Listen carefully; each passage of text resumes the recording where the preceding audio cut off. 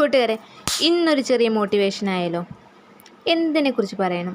ഒരു സബ്ജക്റ്റ് വേണം. അപ്പോൾ എൻ്റെ മനസ്സിന് ആദ്യം വന്നത് ഈഗിൾ എന്ന ഓടാണ്. അതെ, പരുന്ത്. പരുന്തൊരു സാധാരണ പക്ഷിയല്ല, അതിനൊരുപാട് പ്രത്യേകതകളുണ്ട്.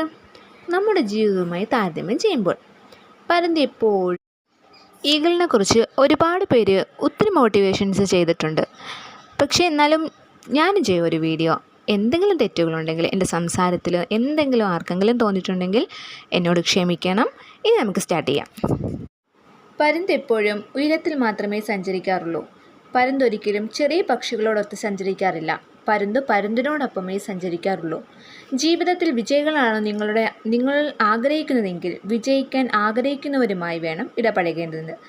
നെഗറ്റീവ് ചിന്താഗതിക്കാരുമായാണ് നിങ്ങളുടെ സഹവാസമെങ്കിൽ വിജയിക്കുവാൻ നിങ്ങളെ പ്രേരിപ്പിക്കുന്ന നിങ്ങളുടെ ഉള്ളിലെ അഗ്നി അണയ്ക്കുവാൻ അത് മതി. മറ്റൊരു പ്രത്യേകതയാണ് പരുന്തിൻ്റെ കാഴ്ചശക്തി. അത് 5 കിലോമീറ്റർ ഉയരത്തിലൂടെ പറന്നാൽ പോലും ഇരയെ അതിന് തിരിച്ചറിയുവാൻ സാധിക്കും. മാത്രമല്ല, എന്തൊക്കെ പ്രതിസന്ധികൾ ഉണ്ടായാലും അവയെ മറികടന്ന് തൻ്റെ ലക്ഷ്യമായ ഇരയെ റാഞ്ചിയെടുക്കുവാൻ അതിന് സാധിക്കും. ഇത്തരത്തിൽ ജീവിതത്തെക്കുറിച്ച് ഒരു കാഴ്ചപ്പാട് നമുക്ക് വേണം. വ്യക്തമായ കാഴ്ചപ്പാട് ഉണ്ടായിരിക്കണം. അടുത്ത 5 വർഷത്തിനുള്ളിൽ ഞാൻ എവിടെ എത്തിച്ചേരണം, അടുത്ത 1 വർഷത്തിനുള്ളിൽ ഞാൻ സ്വന്തമാക്കേണ്ട ലക്ഷ്യങ്ങൾ എന്തൊക്കെയാണ് എന്നിങ്ങനെ ജീവിതത്തെക്കുറിച്ചുള്ള വ്യക്തമായ ബോധ്യം നിങ്ങളിൽ മുട്ടിടുമ്പോൾ വിജയത്തിൻ്റെ പൂക്കൾ താനെ വിടരും.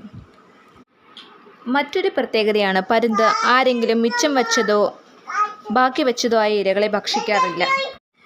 നമ്മുടെ ജീവിതത്തിലും നമ്മുടെ കുടുംബ മഹിമയെപ്പറ്റിയോ മേന്മയെപ്പറ്റിയോ വമ്പ് പറയാതെ നമ്മുടേതായ രീതിയിൽ പുതിയതായി എന്തെങ്കിലും ചെയ്യുവാൻ ശ്രമിക്കുക. കൊടുങ്കാറ്റ് ഇഷ്ടപ്പെടുന്ന ഏക പക്ഷിയാണ് പരുന്ത്.